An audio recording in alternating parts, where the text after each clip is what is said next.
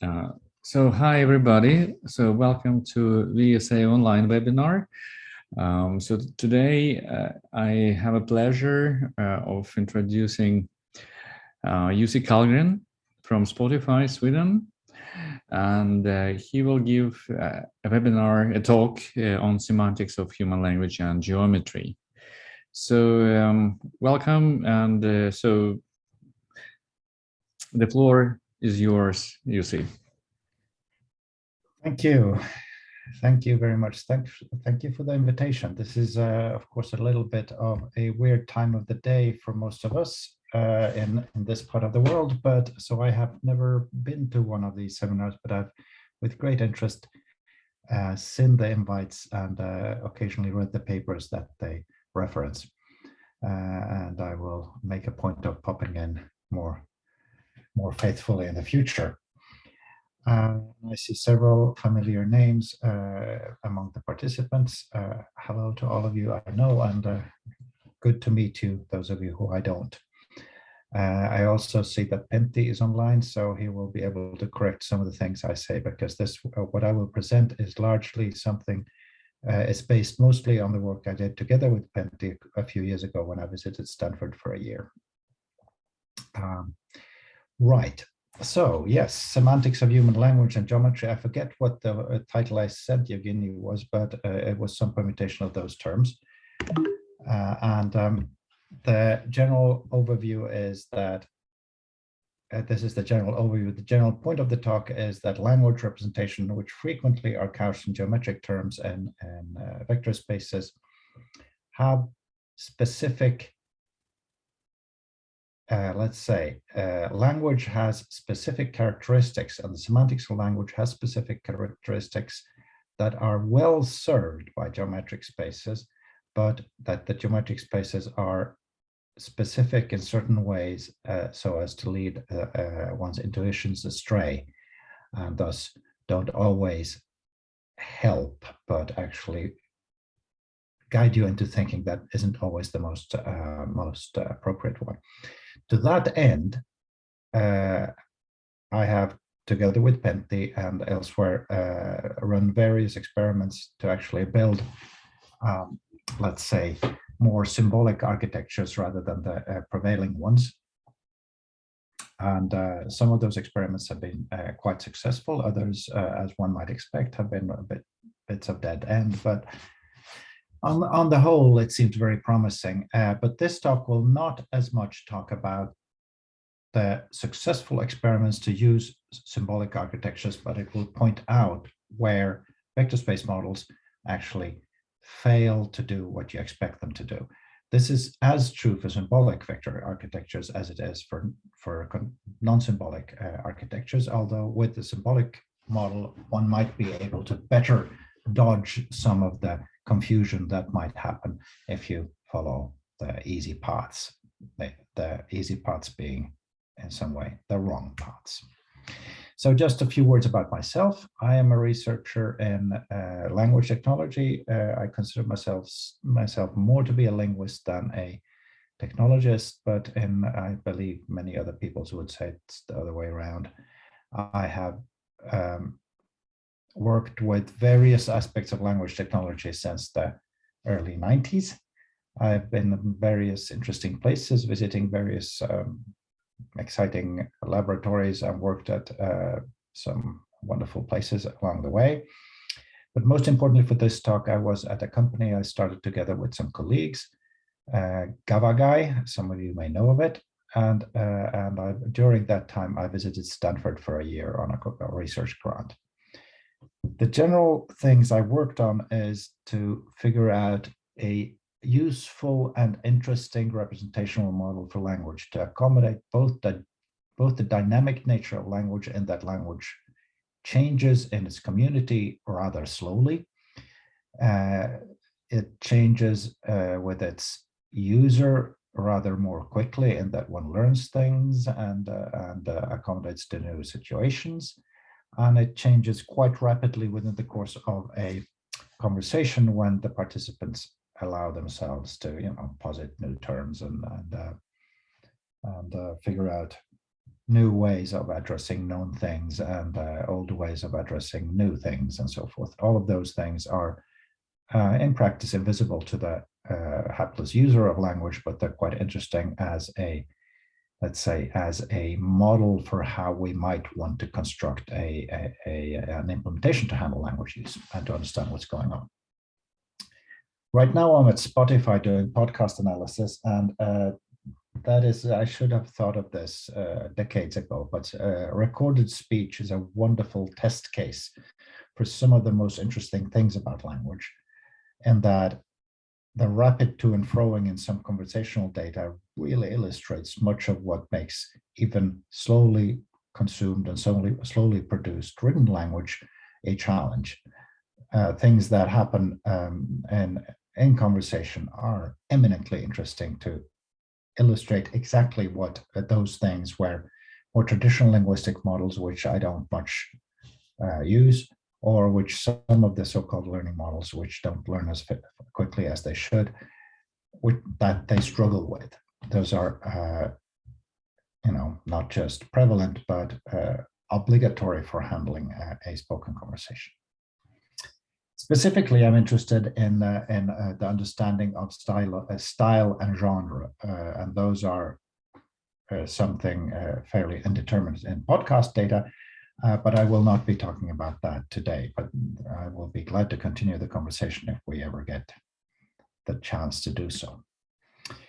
So let's say I was a very early convert to various neural models and connectionist models, and I spent several years or a decade or so, my early career, trying to convince my colleagues that neural models and connectionist models were actually pretty cool and not just the same thing as 50 statistics, that they enabled us to do more interesting things. And then the later 25 or so years, I busied myself with putting brakes on that enthusiasm, because people have been rushing in a direction without really thinking about what they're doing. This is me being grumpy, but the main thing here is that I believe that my task as a linguist is to figure out what should go into the input layer. So you have a neural black box model, you feed it with stuff of some sort, and what that stuff is, that's sort of my job. That's what I've taken upon myself to try to figure out. And today, those things typically are geometric vectors. The view from those of my colleagues who are enthusiastic users of various black box neural models, they will say, it doesn't really matter what you put in because it sorts itself out. And yeah, right, it sorts itself out, but sometimes it takes, I don't know how many iterations and how many epochs of training to get into any sort of stable state. And since I don't trust learning models not to end up in local maxima, I don't think they're independent of the character of the input data.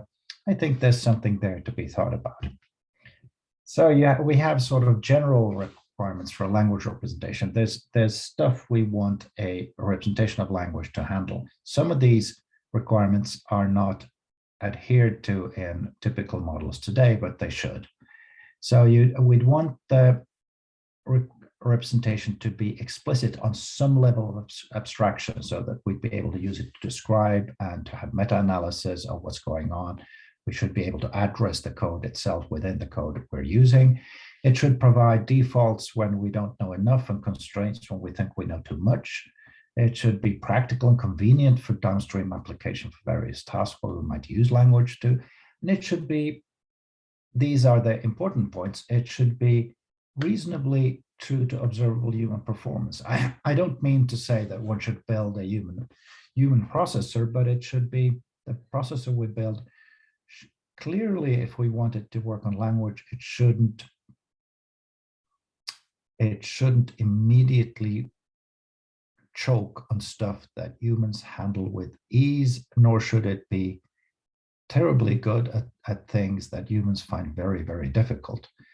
As a general point, unless, if you're solving a specific task, there's no, it's a pretty good idea to do it as well as you could. But if we're talking about general language representation, offline learning and transfer learning and such things, so that you'd have a module of sorts you roll out for application to various things, then you want it to adhere to some of these things, some of these principles. Also, which would be a desirable thing, which most linguistic models do not work with, is that it should be able to handle contextual information. It should be able to handle extra linguistic features, should be able to handle the sort of things that we make, you know, we as human interlocutors, we make great use of in conversation, trying to understand what's going on by looking at our partners in conversations. The thing is, the sort of thing that's very difficult to do over a Zoom meeting, but there's a reason why Zoom meetings are difficult, and you need training to be able to cope with them well. I wish I had such training sometimes, but there we go. So anyway, so you have these, that's where vector spaces come in as a useful tool. The traditional models from traditional linguistics, where observable regularities in human communicative behavior have been formalized in rules or in lists of items and in application procedures for those rules over those lists of items, they're too unforgiving for some features of human semantics. Polysemy, the character of human language, that individual items may be difficult to resolve. There might be several hypotheses what this specific linguistic item means. A jaguar could be a cat or a car or a clothing brand, or I guess there's an artist named Jaguar and so forth. And a dog might mean the dog that I meet every now and then, or some other dogs that you meet now and then, and how do we resolve those? These things are not difficult for human language users. And the fact that we struggle with them using traditional linguistic models shows that the models are wrong, not that it's an inherent problem in language. There are other things, similar things, that are also challenges when we try to model things. Vagueness and inspecificity are difficult to get your head around if what you have is a Montegovian semantic model with applicational rules saying here's a symbol and here's a rule for when it's applicable and so forth.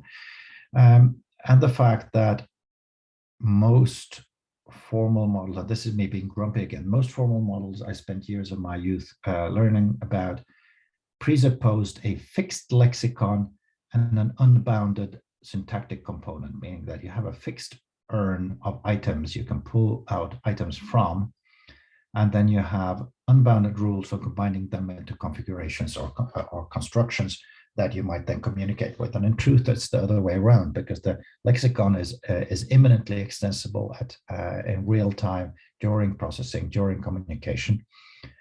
And whereas the boundedness of the items we can generate with them, the sentences are clearly bounded, and the ways we combine them, they cannot be of any length. They cannot combine things freely. So much of these square models are just wrong. They're just built backwards. And the continuous representations, the vector space models of various types that have been gaining ground for the past few decades, give great promise to address these squareness friction points with, they address specifically those points. Great thing, we're all for it. So if you have, here's an example from a paper Pentti and I wrote just recently. Horses need their oats and hay. And I forget that first sentence I picked from somewhere, that someone actually has, not me, has constructed that sentence for some reason. But the second one is constructed by me, because riffing on traditional linguistic donkey sentences, saying that everyone who's owned a donkey has fed it hay and carrots. And these sentences are clearly related. Any model that doesn't say that there's something similar about this is wrong. And this is difficult to build rules about, but the gradual nature of the similarity invites some sort of statistical representation. And this is sort of in general a good thing. If we have experience with doing something and then something fairly analogous comes along, we have experience already from the first thing we heard about, and we can use that. And it doesn't need to fit exactly. It can be sort of similar, and this is a good thing. Right. So there's been word spaces, semantic spaces, and vector spaces, and word embeddings are not a new thing. They've been around for, depending on what you count as a semantic space. The notion of the graduality and continuous semantic models has been around since about 100 years in various strands of thought, not always aware of each other, but they've been pulled together since the early 90s very nicely in sort of an application of connectionism and similar things. And without knowing about those things, applied very very profitably in information retrieval systems even since the early 50s. Word space is was coined by Heinrich Schütze, who I think many of you might know. That's sort of the bottleneck from which everything else after that has come. And today, people tell me that word embeddings were invented in the early 2010s, because that's when someone invented the idea of using vectors words. And this invariably makes me grumpy again. But there is a longer history than so. And so the idea of word vectors is that they're built from observed linguistic data, which makes sense given all these things I just said intuitively. And this notion isn't actually based on, but it traces its beginnings to a semantic theory, which is best formulated by the linguist Zeli Harris, where the point is that if you find words that frequently occur together, and then you find other words that frequently occur together, then words which share the same context can be assumed to have something to do with each other. And for those of you who haven't had Swedish cuisine, you'll often find herrings and cheeses together. They sort of go along hand in hand. So this is something you might be able to deduce from just reading depictions of a Swedish life if they include meals. And this observation, without any further formalization by Zeli Harris, this observation is sort of the basis for distributional semantics, which is a whole line of thought nicely implemented into a geometric model. And here's an example for those of you. I'm doing this because I assume most of you know sort of what semantic spaces are, but all of you might not. So this is a example from a class I give every now and then. So if you have linguistic data, scrolling along on a screen or whatever in a stream, this red thing would be that stream. And you're trying to learn those words, and you start out not knowing anything about the words weather and climate, and you have some sort of a vector representation, initially blank because you have no idea what's going on. And then you see these words occurring together with weather and with chilly, and look, they're entirely different words now, but then someone says the climate is hot, and now they're quite similar, and then the weather is chilly, and now they're actually synonymous, they're identical, these vectors are. The weather turned hot, well, that really did a number on that vector, didn't it? But now we're back to fairly good I should put cosines here to just illustrate what the similarity is.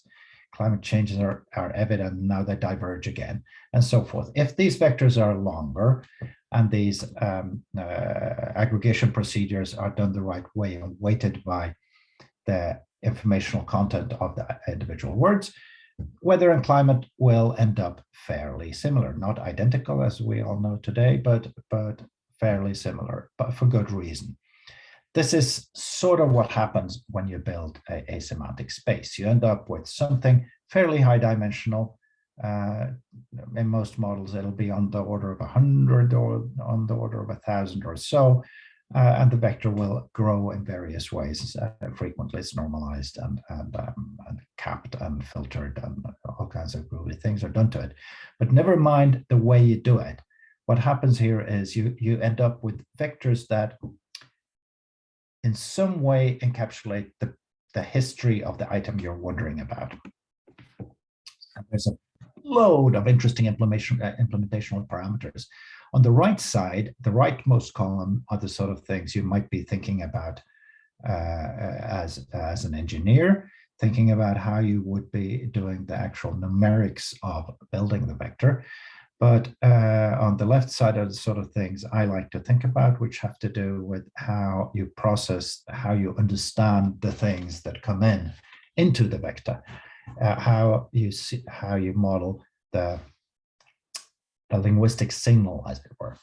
Do you pay attention to where in which order the items are presented, or are items presented as small bags where you've pounded the bag, the signal into some sort of atoms, and collocation is the only interesting thing, or co-occurrence is the only interesting thing, or is the actual order of things interesting? How far back do you remember your context? Will you be thinking about the previous sentence, the previous page, the previous work of the same author, or are you just concerned with the immediately preceding item? Do you pay attention to entire constructions, or do you only pay attention to what we might call words, for lack of a better word? This question is something Pentti and I have been working on previously, and there's a paper about this. And if time permits, I'd be glad to speak to you for hours on end about how you might motivate using constructional items rather than the white space delimited atomary items that we're used to working with. There are other similar questions. Do we normalize morphologically? Do we put in, meaning do we care about endings? Do we just lop the endings off and pretend they're the same word, or do we encode them separately, or do we encode each such item separately? Do we care about words that are removed further away? In some languages, of course, this is a central feature of the language, that a word at the beginning of a utterance might well govern the form of a word at the end of the utterance, and it would seem reasonable to model that in some way. But most importantly is the last point and its subpoints. What are we trying to model? This is something that's frequently forgotten. We just build a word space. We have a bunch of vectors, and I'm sure some of you and this good audience will have committed this crime, downloaded a load of interesting vectors without asking how they were trained and what they were trained for. Are they trained to model the similarity between items, or are they trained to model the similarity between their connotations, their topicality, or the associations they bring to the fore? Those word spaces or those semantic spaces would be built in very different ways. And combining those or using the wrong kind of word space is inadvisable. So anyway, given that you might have such a word space in some way, that you might have a model that has been built by someone, and hopefully you're curious enough to read the label on the can before you pour it into your soup to see how it's been built, on with what settings, what sort of context, what sort of data underlies it, what age the data is, what sort of genre it's from. Is it trying to model synonymy and antonymy, or is it trying to model topical association and so forth? Whichever way you're doing it, or if you just pop the seal and pour it in blindly, these vectors are used as raw material for downstream tasks of various types, not infrequently as input to a neural model of some sort. This is probably most often a good idea, because encoding the context of a word is probably a better thing than using the word just bare. But it would be advisable to think about what's going on. Anyway, these vectors make sense, again, intuitively. So the sort of thing these vectors do is that they purport to be able to respond reasonably to this sort of question. Is coffee close to tea in meaning? I am a tea drinker. Some of you are probably coffee drinkers. And they're pretty close to synonymous, in the sense that if someone invites me to coffee, I do expect there to be tea in the vicinity. And if I invite people to tea, sometimes they're very surprised if I don't have coffee, but rummaging around in the cupboard, there might be something someone forgot. And typically going for coffee means pretty much the same thing as going for tea. there's something similar there. And even this sort of question is actually quite sane. Is coffee closer to tea than to wine? And in most respects, I think this framed as a yes/no question, the response would be yes. But I can, it's always possible to think of context where this might not be true. But in general, this is a reasonable question. And this is the sort of thing a vector space is really good at answering. Now, the interesting thing here for those of us who are sort of interested in the history of ideas and metaphorical language and so forth is that the distance, the fact that similarity between semantic similarity and distance can be modeled as in these terms as a distance is sort of viewed as a primitive. This is never questioned. This is never thought about. Is this a reasonable model, or is it an innovation? And I've been trying to trace back the first mention. It's impossible. So anyway, those were all preliminaries. The thing. Let's see. I'm sort of on track here. There are some things to think about to stay sober and to do a good job of using these sorts of models. The first thing is that distance is not just used for similarity, it's used for many things. It's used for, it's also used implicitly, not in practice as much as in when people talk about it, people will give examples and say, language is so full of vagueness, but we have a vector space so that we can model vagueness. And I always, not always because I try to stay friendly, but I frequently ask, how do you mean vagueness is handled by, how do you mean this vagueness is handled by a vector space? If you're training the vector space on existing data, how exactly do vague things come into it? So similarity this is something it's well equipped to deal with, but how do you report that nice and tasty? How is that relation encoded in your model, except as synonymy? And how about in specificity? How that a bicycle is a vehicle, and sometimes people will say vehicle, sometimes they'll say bicycle. And how is that relation encoded in your model? Well, it's sort of learned associations, and you ask them, how are those associations encoded in your model? In what way did you build a model to handle this? This is not a way to make friends. Or uncertainty. This is actually something that the models do. Are these sorts of models, and I have also fallen into this trap. Since the models build upon a notion of geometric distance as a notion of similarity, and that the exactitude of that distance improves over time as more data come in, it's very easy to fall into the trap of thinking that a large distance means you're not sure, and a short distance means you're certain about something. And this is obviously not true, because you might just, for a random reason or a near random reason, for some just some occasional phrase, end up thinking that two items are very close to each other, and you very quickly learn that they aren't, so they will separate. So just because they were close doesn't mean that you knew something certainly, and if they're far away from each other, that might be well motivated, it might be a very fixed, nice, large distance.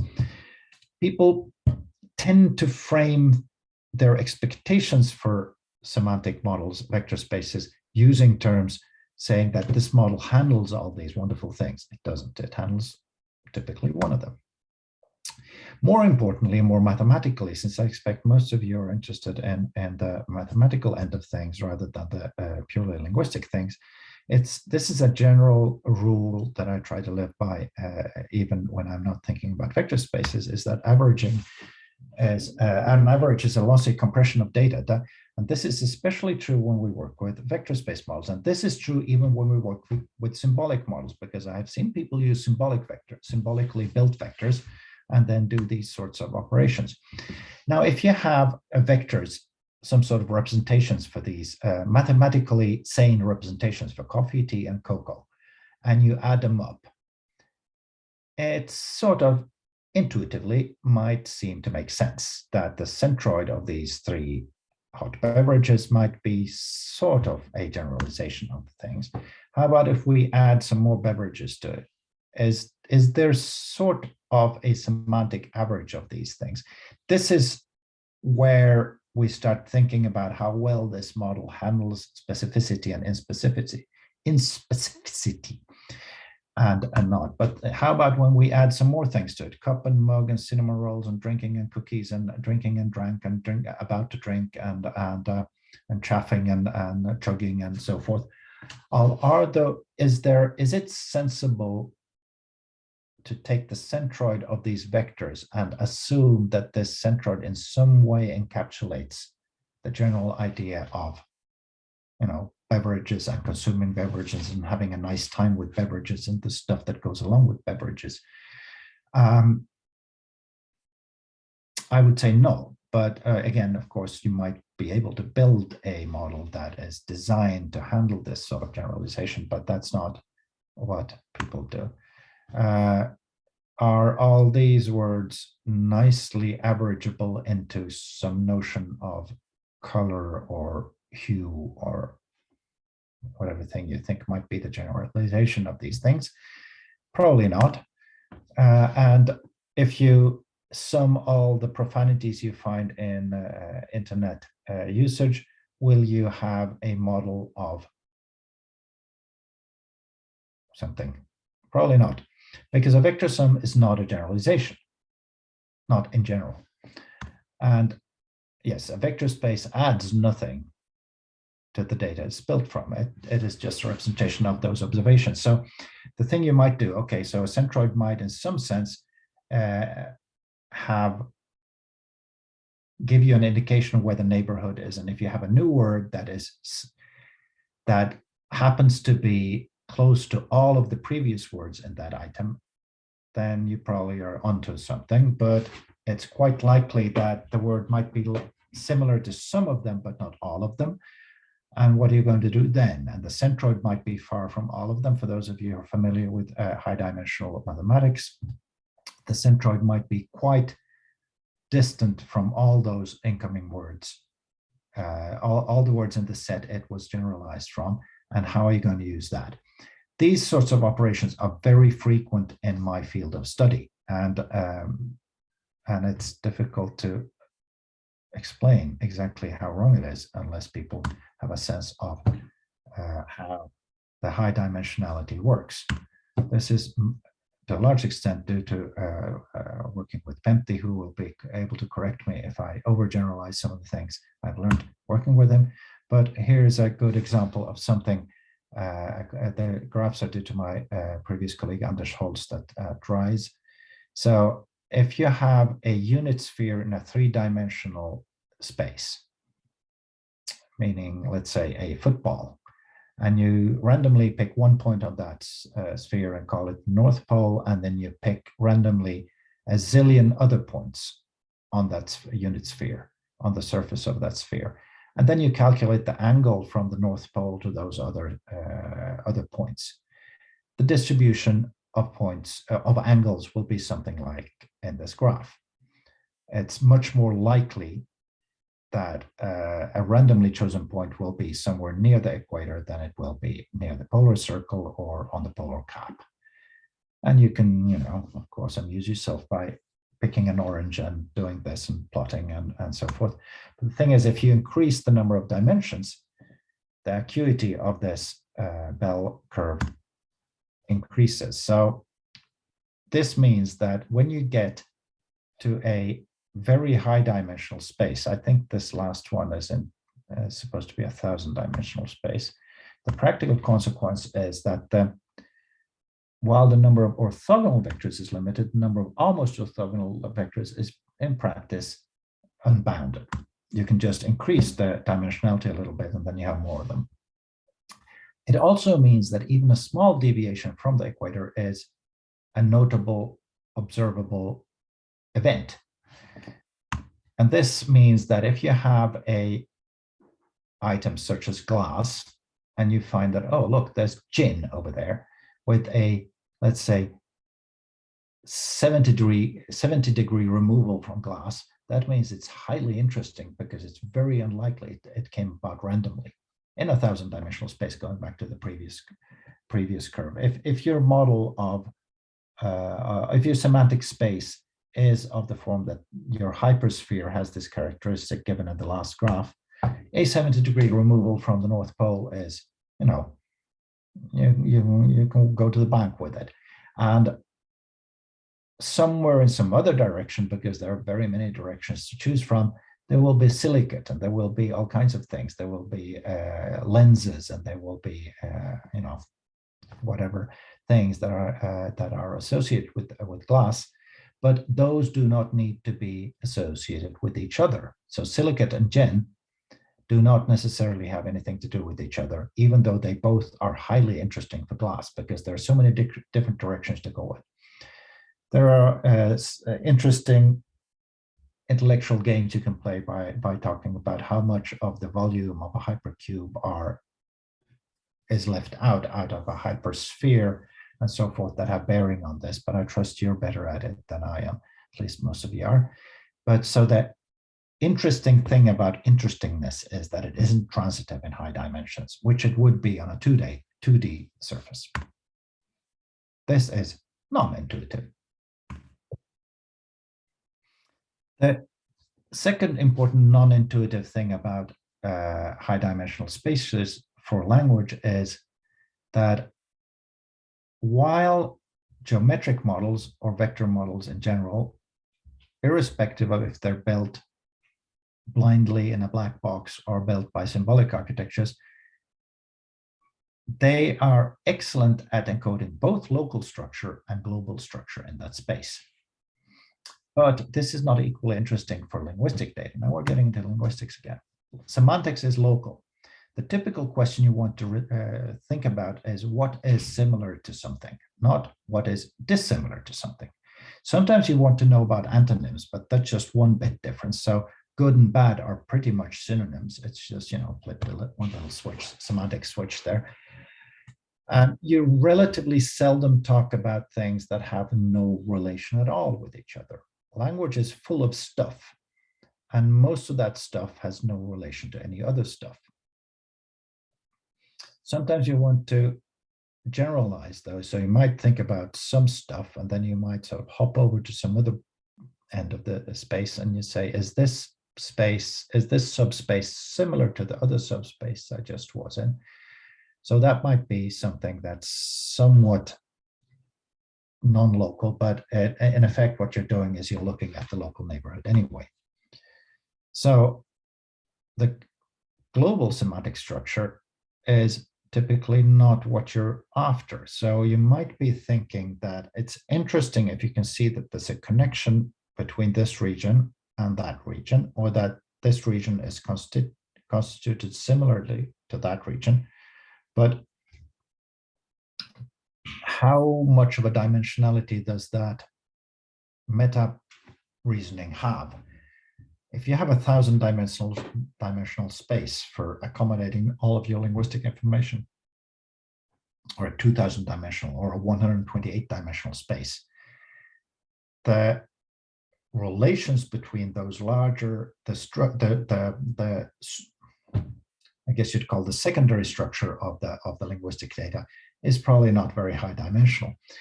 And there have been numerous experiments sort of like this. You train a language model on a vector space model of any kind. This has been done in very many different implementational architectures. You build a model on one data set, and then you build a model on another comparable data set, typically one in another language, but the same sort of data. You might use news from a certain year and the same year for the other language, or you could do something that has been translated, or use literature from some specific area, or something like that. And then you try to figure out a translation procedure where you rotate, in effect, the space to the other language, and then you see how well does everything correspond. And there have been several promising examples, and I've myself performed some of them, which made me very excited. And they weren't quite useful, but they showed great promise. And there have been no successful search experiments, plenty of unsuccessful ones, and but they're typically not published. And the ones that have been published have been invariably promising. My name is on at least a couple of them. So the interesting thing there is, why might this not be true? And of course, this is a hallucination given by the fact that if you have a high dimensional space, which seems to behave well for the one language, and you have another one which seems to behave as well for another language, or for a, it could be an older version of the same language as any sort of translational procedure. And then you go and they behave similarly, and they have similar mathematical properties, then it would seem that there would be some sort of translation from the one to the other. That intuitive thought is probably wrong, because there's nothing that guarantees that the secondary structure of that model is translatable to the first structure. There's no support for assuming that things that are linguistically or semantically entirely unrelated in the one language and in the other language, that they would end up in any sort of systematic relation in the other language. So if you have a region in the one space which encodes both stuff, and another one which encodes human emotion, it is likely that there's some linkage between boats and human emotion. Most people will find them interesting, and some people will find them slightly intimidating, but there's no systematic connection that would predict that they would end up in similar relations across two languages. So there's no reason, there's no hypothesis that supports, there's no scientific hypothesis that supports the intuitive sense that this ought to be doable, because that intuition is based entirely on characteristics of the model rather than the characteristics of the data or the thing you're modeling. And I think this is a very general lesson one might think about. When you're modeling something and you're happy with your model and you finally have your head around how the model works, then you're inheriting intuitions based on the model, not on the data. This, I think, is something I would like more people to think about there might be a rotation. There isn't. And that gets us into an interesting question of what character will your data have? And I found that this metaphor is someone shared with me. This might be due to Pentti. Pentti will have to verify this. Is that if you have a large number of one-dimensional things, such as sticks or strings and some yarns and such things, and you put them in a box, you will have them in a three-dimensional object, and you will have a load of one-dimensional things in that object. The fact that your box is three-dimensional doesn't really help you to understand how those sticks go, how those sticks and strings are, because while you're able to give the sticks, each point on a stick or a string, a three-dimensional address, the only interesting thing about it is the one-dimensional address on that stick. And the fact that there are other sticks there isn't really important. And if there were very few sticks and strings, you might have them on your desk. Then a two-dimensional model for those one-dimensional objects might be enough. But if there's enough of them, so that you might have them, so that you're able to put them in without bending and breaking, then you might need a three-dimensional object to hold our three-dimensional addressing scheme to find them all. And this is sort of what we do with linguistic data. We have a large number of fairly high-dimensional local semantic neighborhoods, and we have no idea what sort of dimensionality this has. We've run some experiments previously, which were quite popular, and where we claim that it's around on the order of 10-dimensional models, but that's an average, and I've learned to hate averages, so I can't really honestly say that we know too much. But we do know that it's way less than the high dimensionality of the global space we've defined to accommodate all those local neighborhoods. Because if we shrink that global space, we're pressing all the sticks and strings together, and finally they break or they get tangled, and all kinds of bad things happen. So thinking hard about what sort of dimensionality your data has is probably a good idea. We should probably do this for language. What we end up with if we don't do this sort of thing is that we end up in a situation where the map is more exact than the terrain, and this is a frequent problem with mathematical models. We can ask our model similarly to the donkey question or the coffee question. We can ask it nonsensical question. This is a question, if you approach people and ask them this, they would not respond. They would say, I don't know, even if they know both those items. And you can also ask these sorts of things. Is a cow more like a donkey than a skillet is like a kettle? And your geometric model will politely respond with many decimals of exactitude to this question. Is Debussy more like Boulogne than Hank is like Wayland? These are not good questions. And a semantic model should step back from them.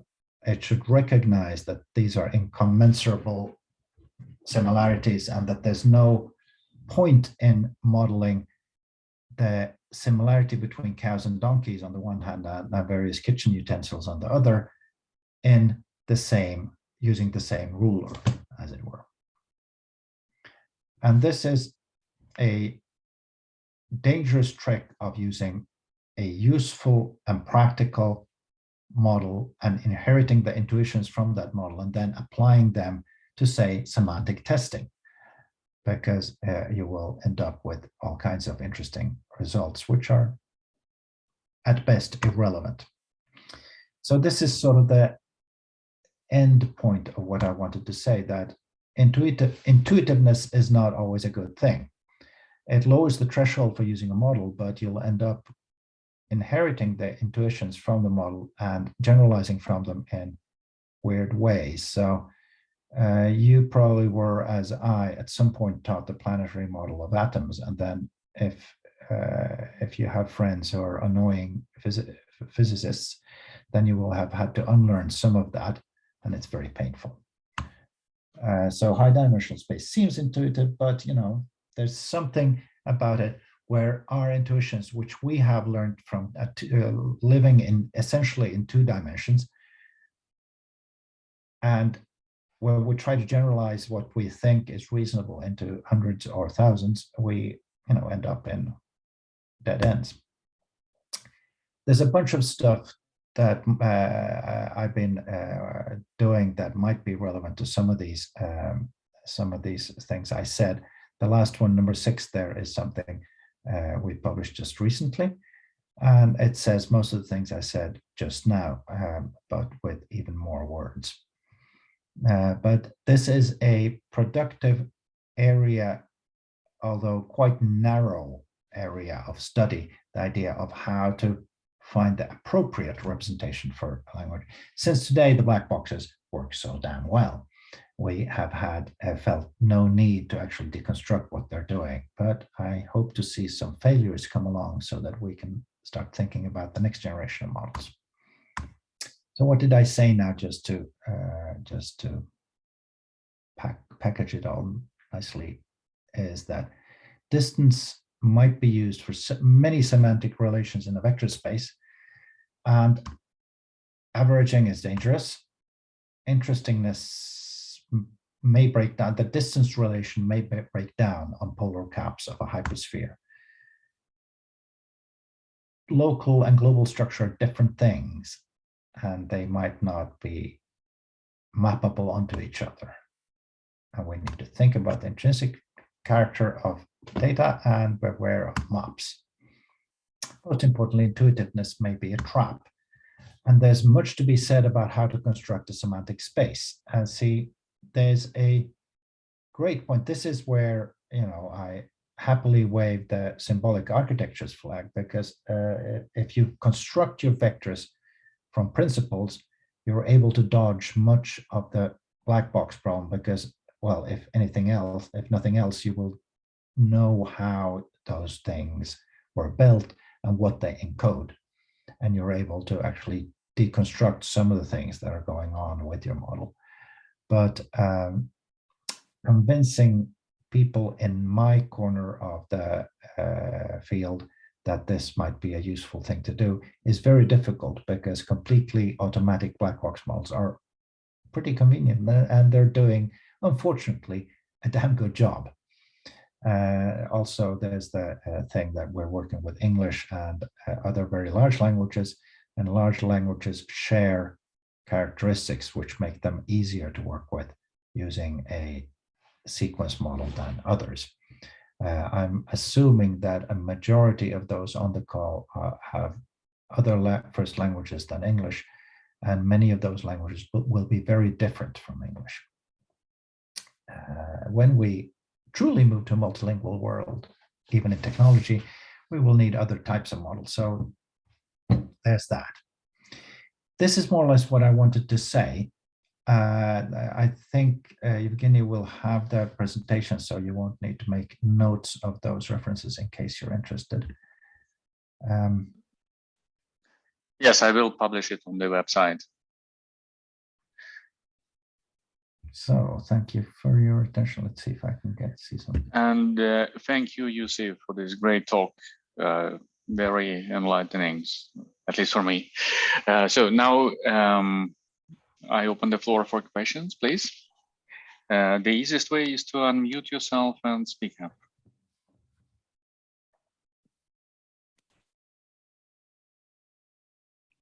May I say something? Sure. Dominic, are you still there? I think the work of Dominic Widows I'm here.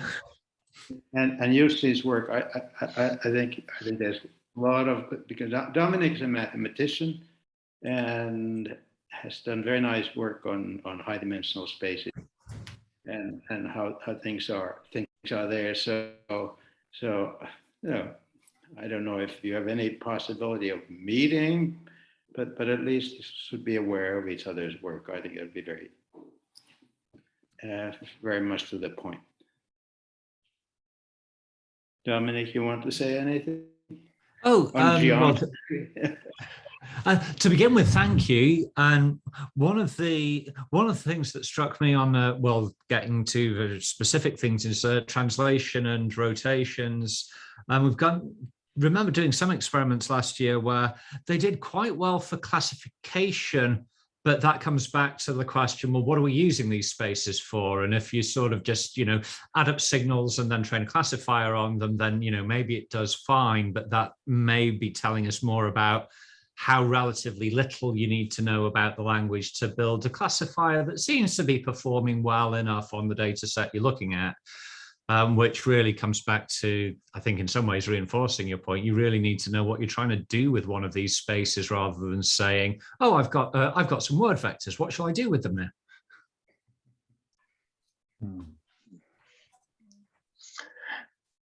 I have a question. I think Hedda was first raising the hand. So Hedda, please.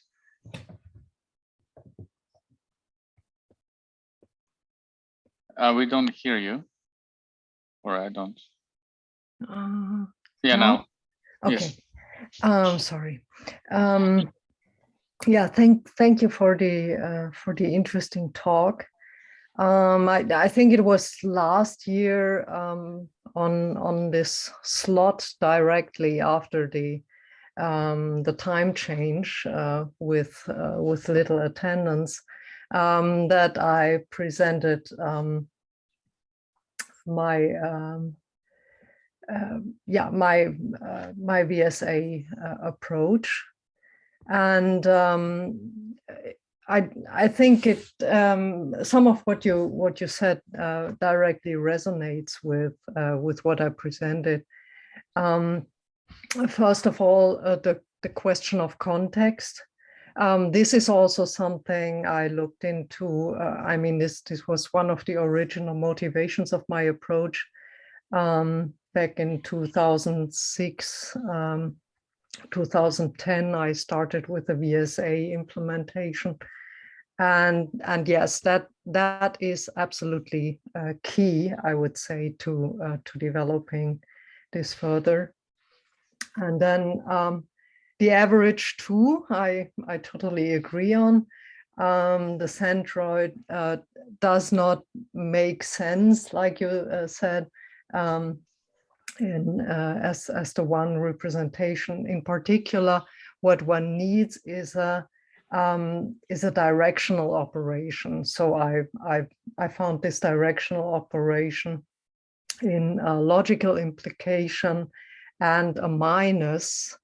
So that gives us directions. And if we have directions, that's where a lot of adjective semantics and so on you get for free.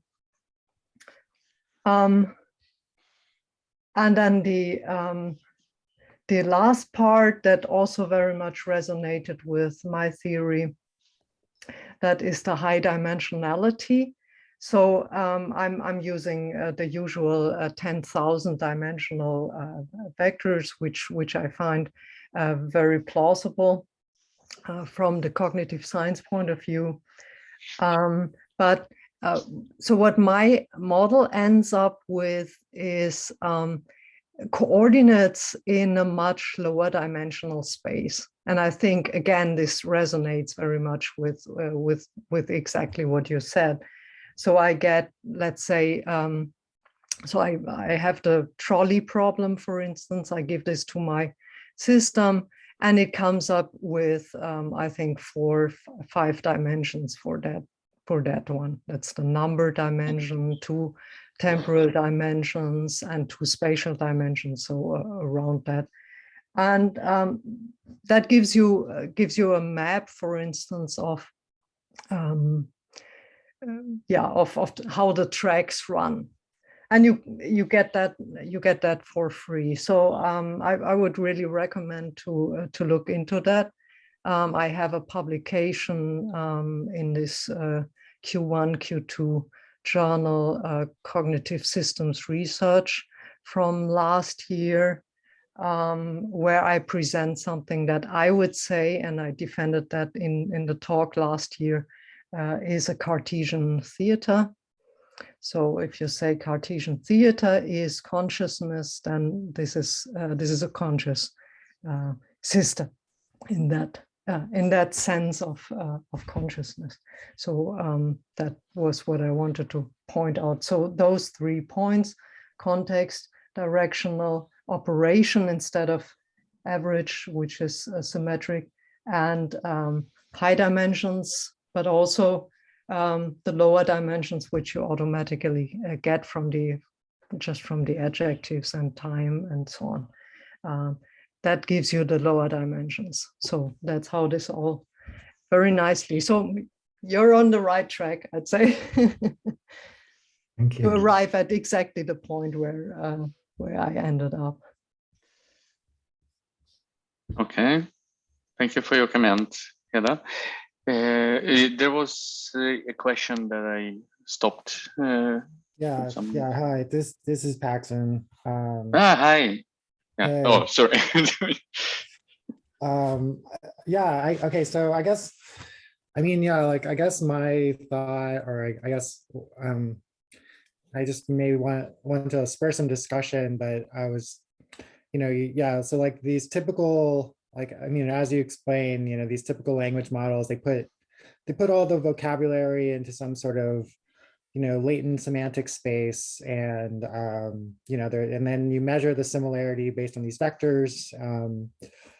But I guess I would just maybe contrast, that model with Penty's very classic, what's the dollar of Mexico kind of model, because it's quite different kinds of vector representations of what a word means, right? So instead of just living in this latent space, a word is really this data structure of key value pairs, right? So then the country United States, it's a set of key value pairs, right? It has a currency, that's the dollar, and it has the capital, that's Washington, DC.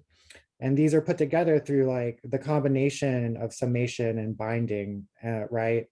And then like, if you kind of looked like the Mexico, data structures form similarly. It has a currency, which is peso, it has a capital, Mexico City.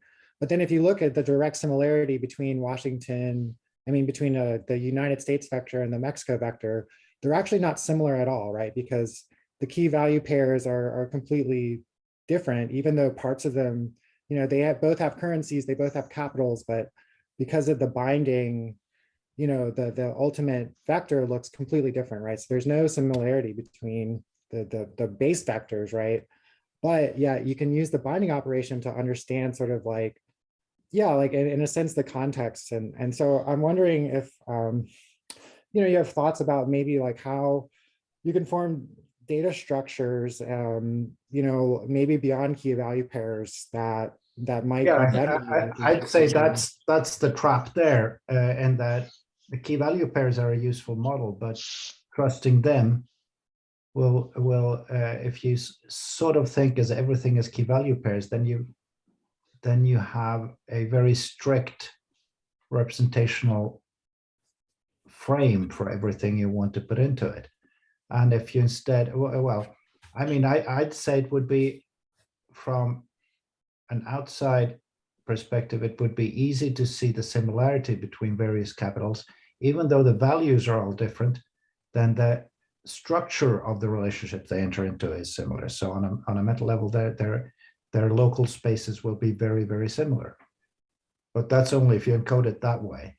Because essentially, if you have an interrelationship model, the relationships are all different, but the entities at the end of those relationships are different. But it's amorphous from one to the other, and that's the way language often works in metaphorical constructions and so forth. We're able to say that something, time flows like a river and so forth, and it never breaks down trying to coerce a concept into another costume that way. Well, sometimes people will roll their eyes at you if you do it too frequently, but normally what happens is that you just accept that for the moment, let's assume that, okay, the capital city of something is rather like the kitchen in an apartment, and let's just assume that analogy works, and then see where that takes us.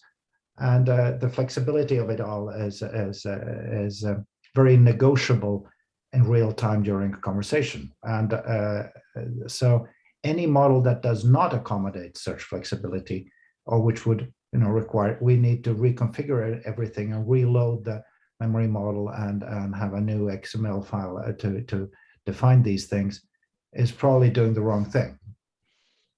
Because the linguistic signal is built to be entirely negotiable. There's nothing in it that's fixed. It's designed to describe a world with all kinds of things in it that are fixed. I mean, up is up and down is down, and there's gravity, and we can't do anything about time and the wrinkles, but that's as it is. And then we describe it using a code which allows us to posit the most completely inconceivable things, and we accept it. So there's the whole. This is why a very flexible geometric model is very attractive to anyone working with language, because it would allow us to do all these things. We can talk about unicorns as if they were there. So it's any sort of strict representational model which requires one to map language onto a fixed frame will always in its edges break. There's sort of no way around that. I see we're over the top of the hour, and for some of us in this part of the world, Yeah, but on the positive side, I just want to remind that we have our beautiful mailing list, which is almost never used for asking questions. Yes, please well, obviously, write directly to Jussi. I think he will be happy to reply any your question. But once again, so I would welcome very much any discussion on our mailing list. So unless we have maybe last question from the audience. So Well, I would like to throw out that I have plenty of linguistic data, and there are some pretty interesting evaluation, let's say, benchmarks and tests. And if you have a really spiffy model that you want to test on data, I'll be glad to help. No, that's a very valuable, practically valuable message. Thank you. Yeah, so let's see. Any last question? Well, if not, then once again, Jussi, thank you very much for being with us. So you gave a great talk. Thank you all for coming. Good to see those of you who are already new, and glad to meet the new faces. Yeah, excellent, excellent. And thank you all very much for coming in different time zones. So I'm very glad to see you all again. So we wrap up for now, and we see each other in 2 weeks from now. So take care. Peace. Thanks, Jussi. Yeah, bye.